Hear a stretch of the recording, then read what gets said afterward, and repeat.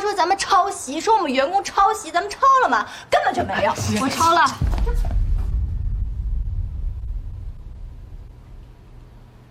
你说什么？我说我抄了。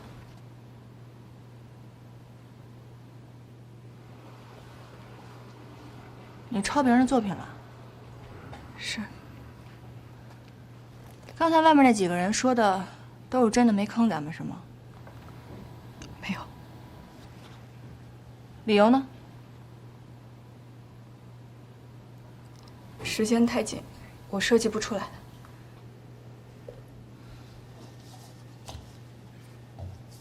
时间太紧，设计不出来是吧？时间太紧，设计不出来，你快抄了吗？你坑我呢，任和。啊！我刚才跟那些人那么吵，打我脸。时间紧就设计不出来，那咱没钱是不是可以去诈骗呀？你现在跟外面那两个渣渣有什么区别？我问你有什么区别啊？姐，任和姐她这次是事出有因的，你知道，她是和她外婆生活在一起的。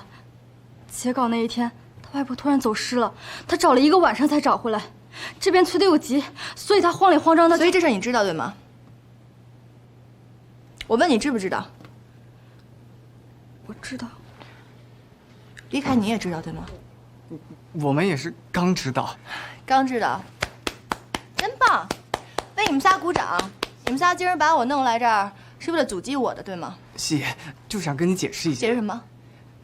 什么？你说一下，说你不是有意的。对不起。你别跟我说什么对不起对不起的，我不听。你也别跟我说什么有意无意，我只知道你现在抄袭了，对吗？你记得任和你刚来我这儿的时候跟我说什么吗？你说你才华平平，到那些大公司永无出头之日，你希望我给你一个机会，让我等你。你对设计有执念，这是你说的话对吧？我等你了，我等的是什么？我等的是你看你现在做这些烂事儿是吗？希言，任何就第一次，还想几次啊？一次已经是污点了，你知道吗？任和，我就问你，你觉得你现在对得起谁？你对得起我们大家，还是对得起你自己？我对得起你。我来这个公司3年，没有一天是白白混过去的。任和姐，你别说了。任何，你别说了，你疯了吗？你是老板，你想到一出是一出都可以。今天喜欢这个，让我去设计；明天换材料就让我改一改。我熬了几个通宵熬出来的画稿，被你3秒钟就劈头盖脸的怼回去。所以你抄袭别人是吗？抄袭是我的错，我愿意承担一切损失。哼，承担一切损失，这怎么承担啊？你给我设计图之前有那么多机会，你不跟我说，你现在说给我承担，我怎么承担？如果你真的后悔的话，设计图给我之后你为什么不说？打板之前你为什么不说？再不济我去工厂，让工厂停工，我赔人家钱也可以吧？你好歹在上架头一天你给我打个电话，你告诉我你说了吗？你都没有吧？谢，你就原谅任和姐这一回吧，她真的很不容易的。上线的前一段时间，我们恨不得把一天拆成36个小时来用，线上线下都得盯着，而且她经常在公司里加班，我真的可以理解她。你理解，你谁都理解，你谁不能理解啊？你以为你叫个兔兔你就真是个兔子了？你除了卖萌你会什么？你理解这个理解那个，你理解过我吗？谁容易工作？你工作容易吗？他工作容易吗？我工作容易吗？我这钱给你少了还是怎么着了呀？希言，你这么说话太过分了。你是出手大方，没有亏待过我们，但我们是拿钱工作，不是卖命。卖命？你个杯子，天天泡着枸杞，没事就玩手机，你给我玩一天，出门人就不见了，你这是卖命吗？你当我这养老院呀你？我天天跑出去是为了什么呀？还不是你对着工厂喝三喝四，你任性，一句话把他们全得罪了。我记得喝一缸子的时候给你求回来，你以为我出去跟他们是泡澡的吗？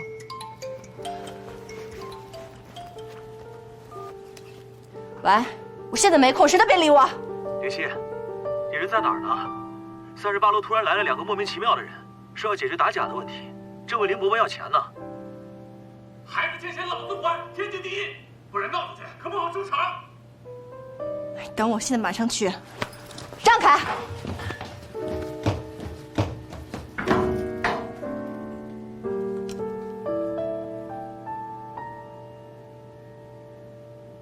我告诉你们，不好收场！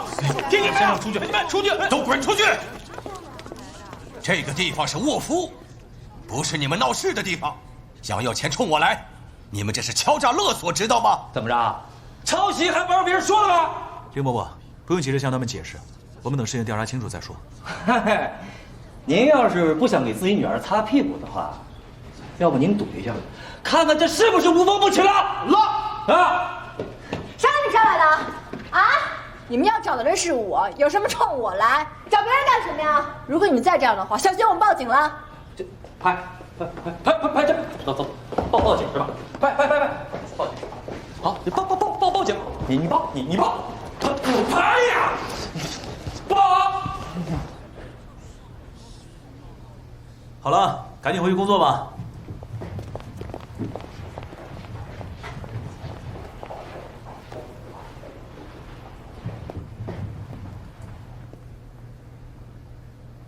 你到底有没有抄？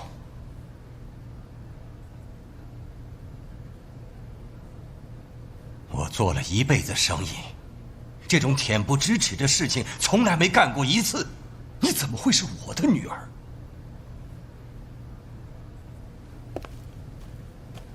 林夕，我刚看你店铺显示不存在了，你的号是被封了。什么？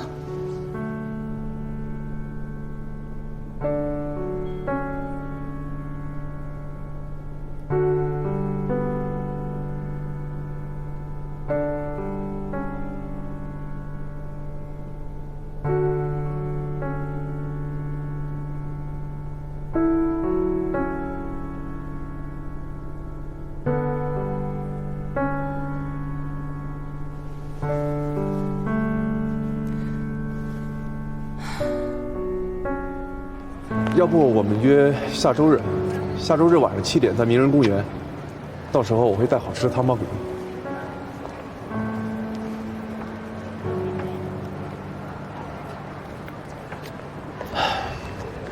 不会是不来了吧？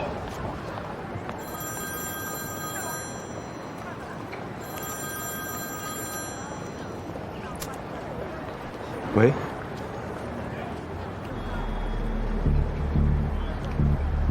知道了。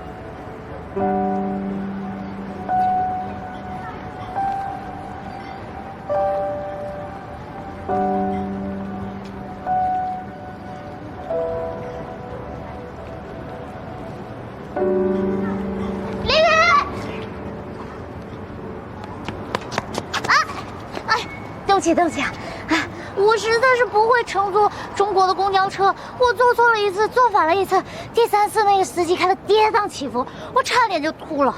啊，不过我看到了夜色，好美。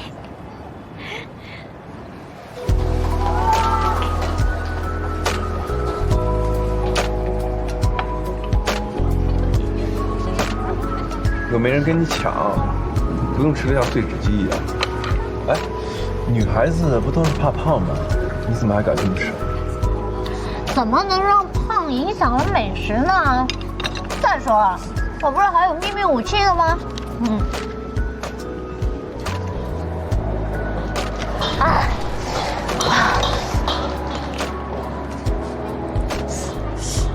好吃，真好吃。我以前很不明白，你知道吗？我在国外的时候经常逛中国的论坛，我有疑惑，为什么大家总说没有什么是一顿火锅解决不了的？现在我信了。不好意思打扰一下，给您加点汤。怎么了？对不起，是我的失误，对不起。愣着干嘛？失禁。谢谢。怎么样？好像有什么东西进到我的眼睛了。我看看。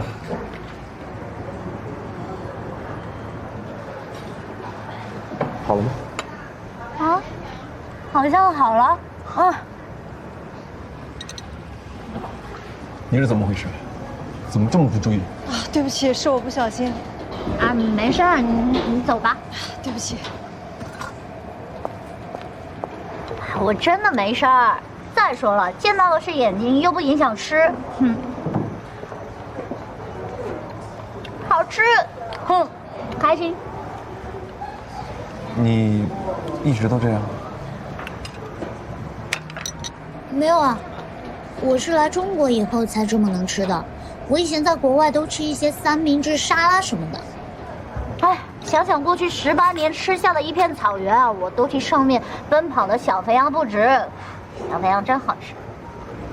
我不是问这个，我问的是，你怎么一直都这么开心？哦，我有一个理论。过去的不开心已经过去了，未来的不开心呢还没到来。眼前的美食这么多，我先吃一下，开心开心再说啊。哎，你有酒窝哎！啊？你这边有一个，你这边还有一个，好羡慕你啊！你知道吗？我小时候一直希望自己有酒窝，我每天都用筷子、用笔搓着，可是我怎么都搓不出来。我一搓，我妈就打我，太羡慕你了。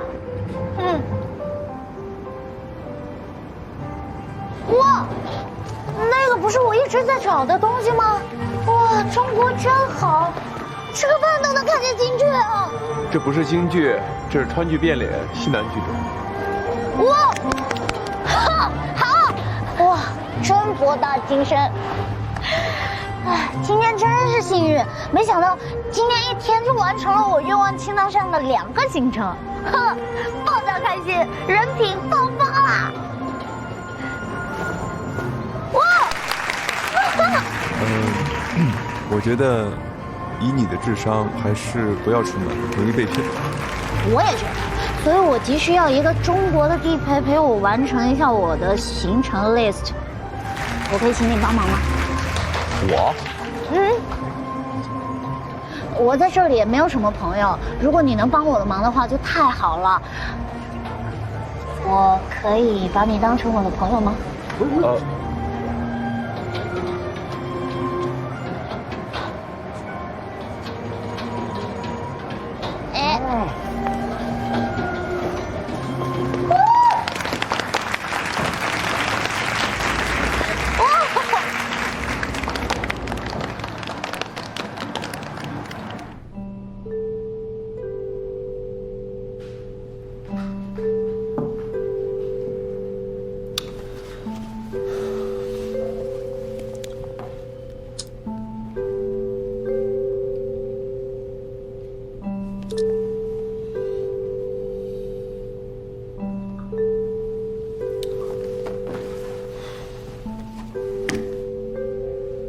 你说做人怎么这么矛盾啊？又想让他回来，又不想让他回来。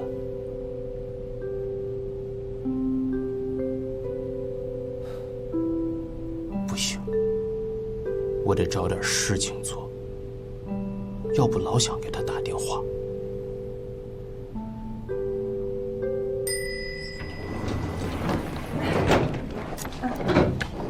姐，你怎么在这儿？你回来啦？您说现在？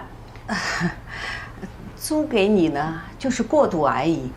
我这套房子呢，最终还是要卖掉的呀。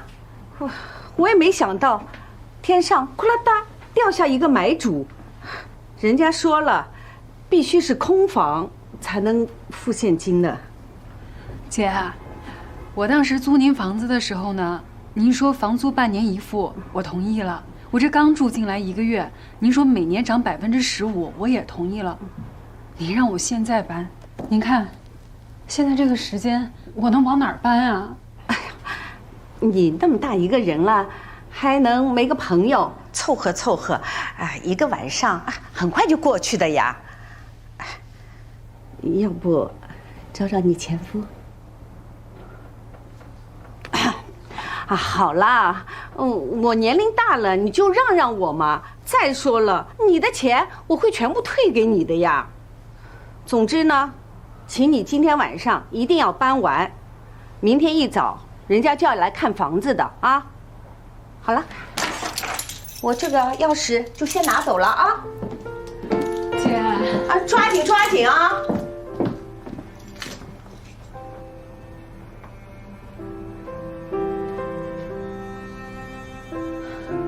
什么车都行，多少钱都行，您帮我查一下吧。好。小姐不好意思啊，您没预约过。这么晚了，我们搬家公司的师傅都下班了。要不你看明天早上行吗？那算了吧，谢谢。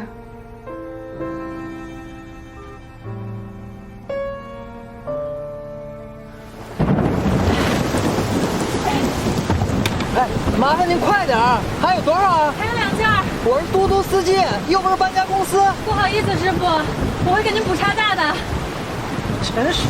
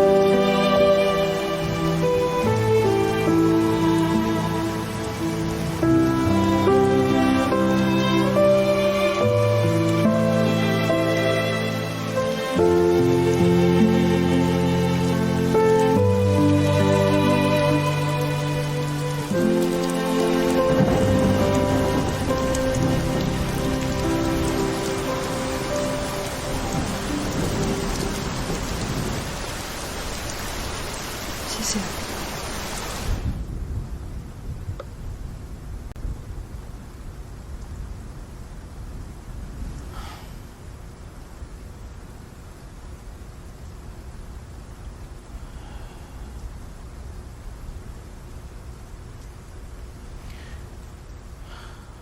我问你，你为什么不早点打给我？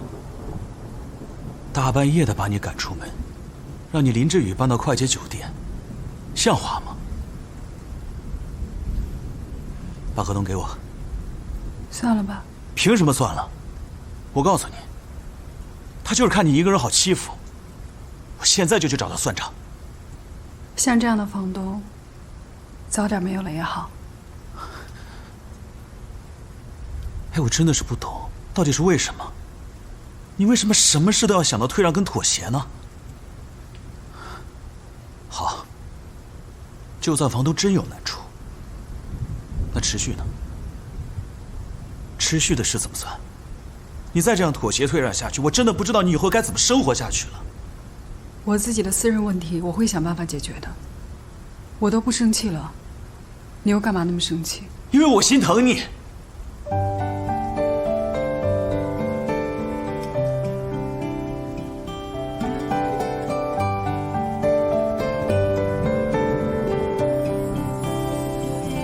对不起，我失态了。上次我们见完面以后，我想了很久。然后呢？这一次回家，我想把我离婚的事情告诉我父母，可是我怎么都开不了口。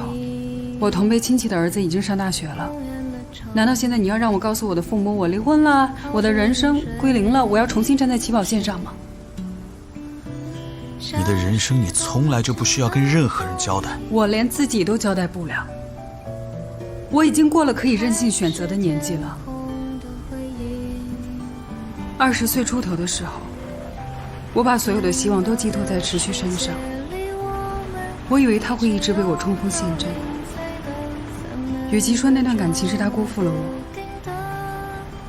不如说是我自己太傻太天真。我和他不一样，我跟他不能相提并论。我知道，你比他更年轻，你比他更有选择性，但是我不一样。我是一个离过婚的女人，我应该吸取更多的生活上的教训。像这样的深夜搬家不会是第一次，也不会是最后一次。如果我只是贪图一时的舒适，求助于别人的话，那我不是重蹈覆辙吗？所以，这是你拒绝我的理由是吧？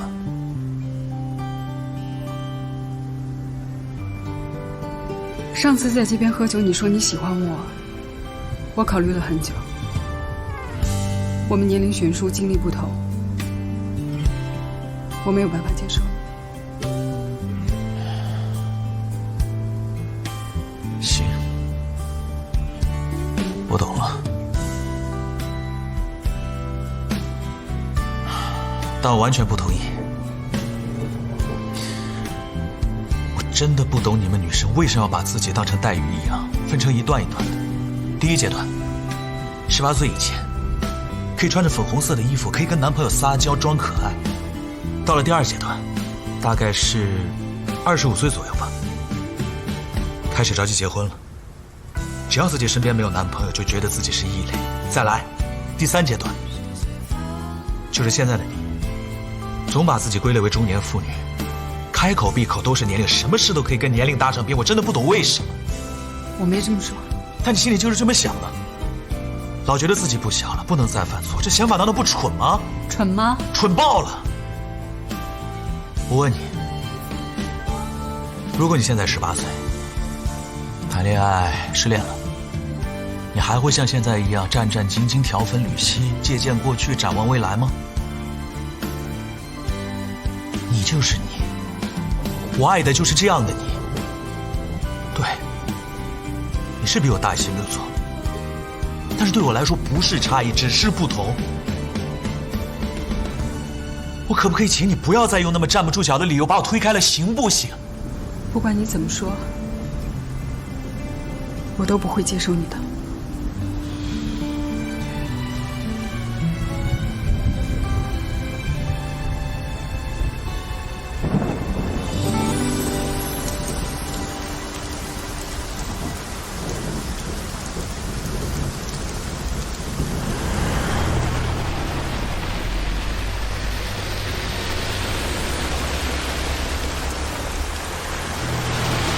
好啦，就送到这吧。今天谢谢你啊，我们下次见。好。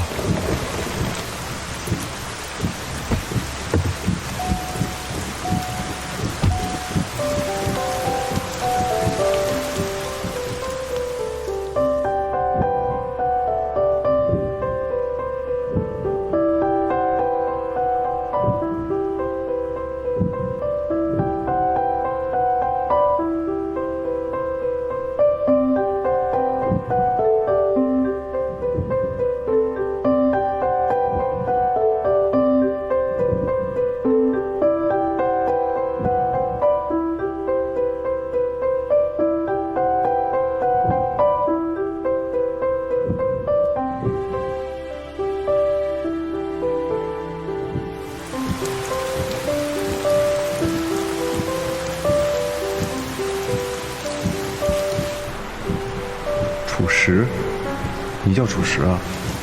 时间也能储存吗？虽然时间会流逝，但记忆可以累积啊。把美好的瞬间都放在心里，那就是储存时间的方式啦。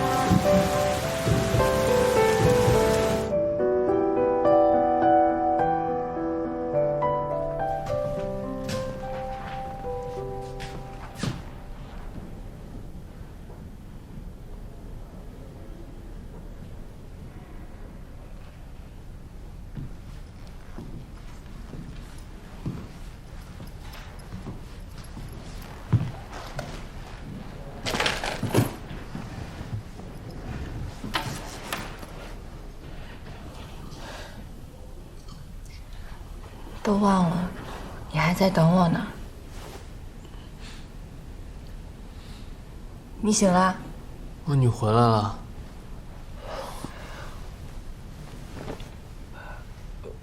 外面在下雨，你没事吧？没事啊，雨停了以后我走回来的，没有淋到。那你工作室的事情怎么样了？没事了，都处理好了。你走了以后，就有这个东西送过来了。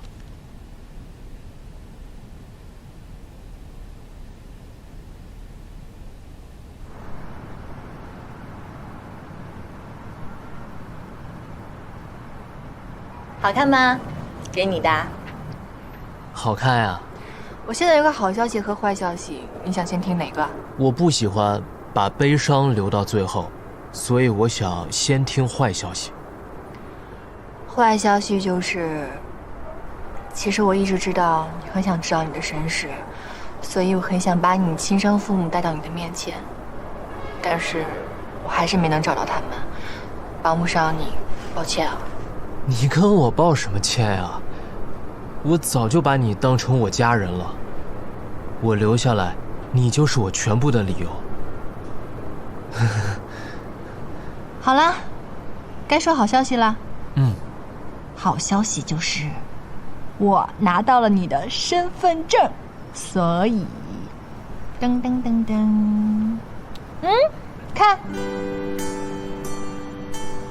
从你守林人叔叔那边拿到的。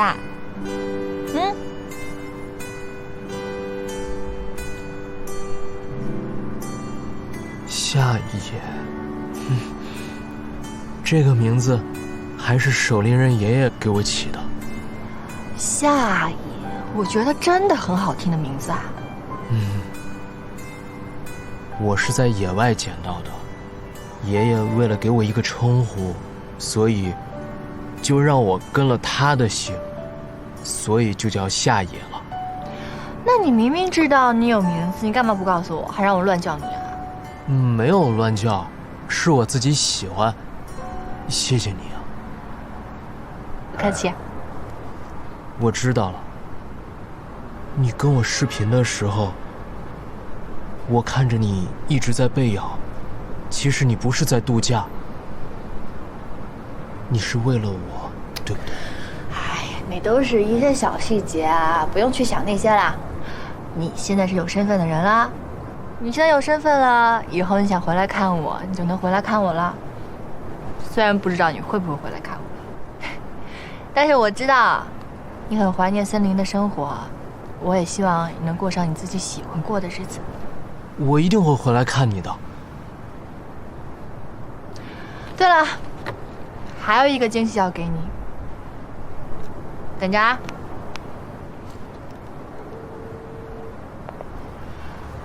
你等一下啊。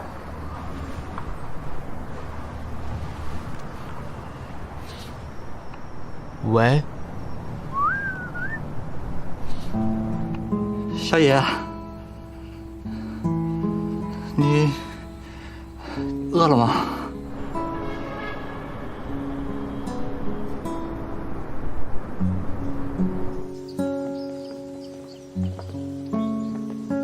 大哥，谢谢你啊。你帮我给小野带个好吧。哎，您真的不给他通个电话了吗？不了，我这个人其实也不太会说话。我爸走了以后，我跟小野其实说的也很少，无非就是小野你吃了吗？小野我走了，好像翻来覆去好像就这么几句啊。小野他也很少跟我主动讲，其实这些年我也没做什么。他其实很惦记您，还有护林人爷爷，他经常跟我提起护林人爷爷。他说爷爷教他说话，帮他洗头，还教他弓箭。他还记得。记得。是啊，他全都记得呢。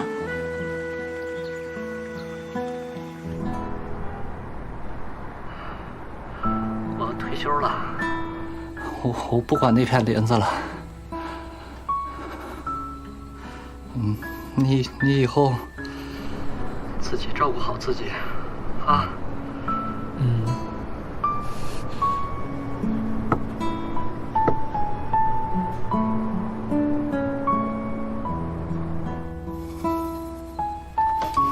再见了，小野。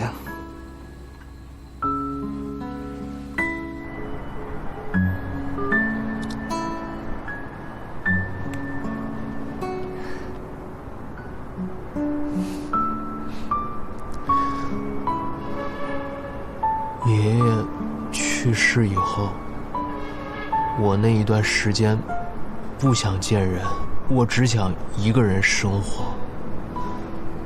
多亏了叔叔的照顾，他从远远的一直看着我，一直照顾我，所以我才能长这么大。你刚才敲了2下桌子，什么意思啊？我那是表示感谢。每次叔叔出去给我借书回来的时候，他都会放在我门口，我就那么敲2下地板，表示感谢。灵溪，也谢谢你为我做的一切。哎呀，搞这么悲伤干什么呀？不说那些了，我们来给你过生日吧，怎么着也得给你过一次生日，是不是？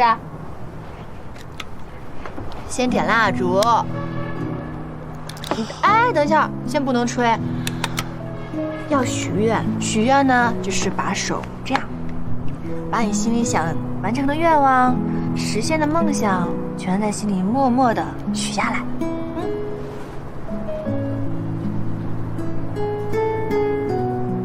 开向彼此的列车不能真的相撞。成为成熟的大人，意味着选择在适当的时间转向错位的岔口，不该任性改变别人的方向。尽管人生的相遇本就如昙花一现那样短暂。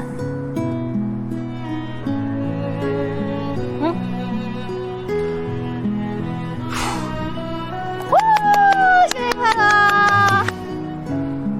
我刚才许过愿。哎，不能说出来，说出来不灵了。你是寿星，所以呢，蛋糕你自己得切，但是记住了，不能从中间切。如果从中间切的话，相当于1刀2断，要在旁边切。切完以后赶紧吃吧，要不然赶不上末班车了。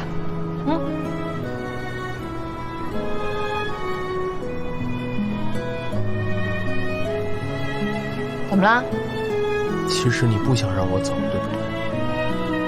他们说，女人说是，其实就是不是。你不想画上一个圆满的句号。哎，如果你不想让我走的话，我可以。没有人能够代替你森林里的小伙伴们，也没有人能够帮你抹去他们的记忆。你能够陪我在这儿这么长时间，已经是很帮我了。如果我让你继续留下来的话，那我实在太自私了。现在你自由了。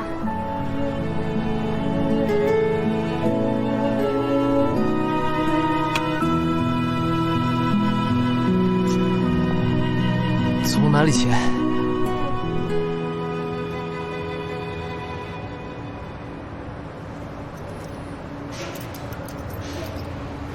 这钥匙跟手机我以后都用不到了，还给你吧。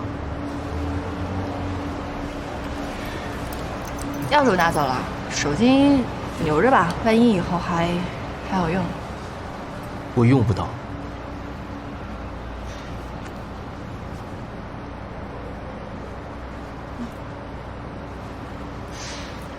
对了，把这个也送给你吧。这不行，这狼牙对你来说太重要了，我不能要。为了把它送给你，我把它重新打磨过。我以前小的时候遇到什么样的危险，我养的那只小狼，它都会冲在前面保护我。后来它中枪，受伤很严重，就死掉了。所以我就一直带着这个狼牙，它一直在保护着我，很灵的。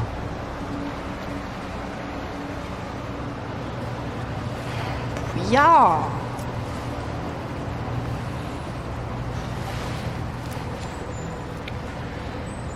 你带着它，就像是我在你身边一直保护你一样。谢了。对了，你们都是怎么告别的？不告别啊？干嘛要告别啊？送来送去的有没有什么尽头？你就记住了，不要告别，不要说再见，不要挥手，也不要回头。你就上车直接走，一路注意安全啊！走吧。那你们这个方式还是挺讨厌的。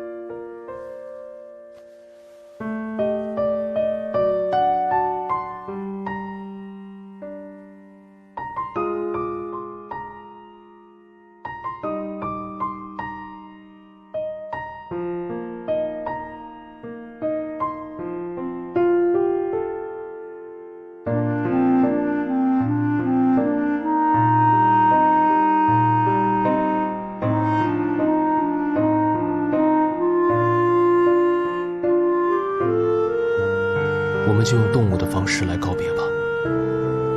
你身上的味道，我也会一直记住的。好。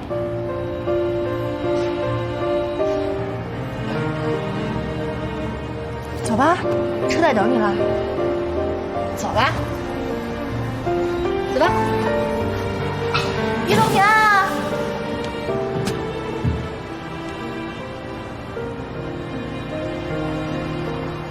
拜拜。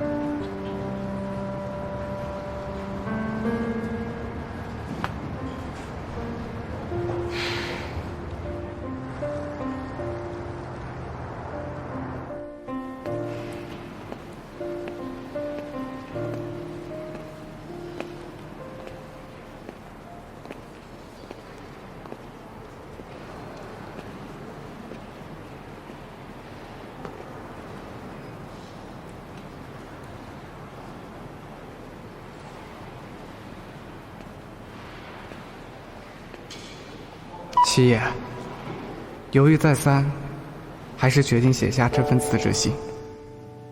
这封辞职信没有礼貌的客套，也没有感谢公司的栽培。这样的说辞，只有简单掏心的话。你们以前总打趣我的名字，说听起来像离开。我想过很多告别的方式，高兴、温暖、不舍和感恩等等。却从没想过心灰意冷的离开。这3年，我们都付出对得起得到的回报。然而你一句话，就把所有的努力都清零，冷漠的就像一台重新恢复出厂设置的机器。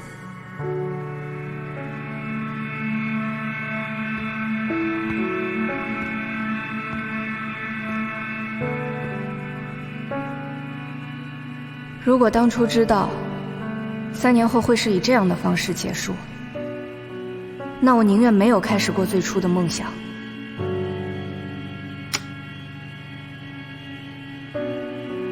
这封辞职信对我来说是个解脱，可能对你来说也是一样。